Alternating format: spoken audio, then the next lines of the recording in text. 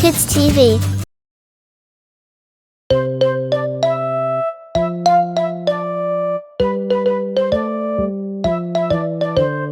आलू का चालू बेटा, कहाँ गए थे, कहाँ गए थे? बैंगन की टोकरी में सो रहे थे, बैंगन ने लात मारी रो रहे थे। मम्मी ने प्यार किया हंस रहे थे, पापा ने पैसे दिए नाच रहे थे। भैया ने लड्डू दिए खा रहे थे, भैया ने लड्डू दिए खा रहे थे।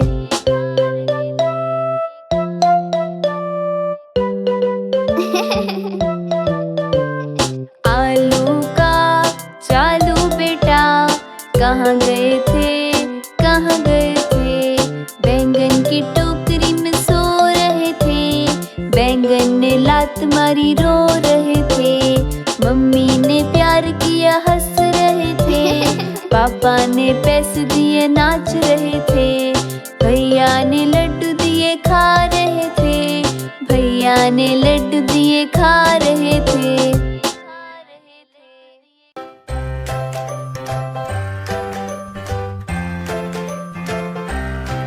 Like, comment and subscribe.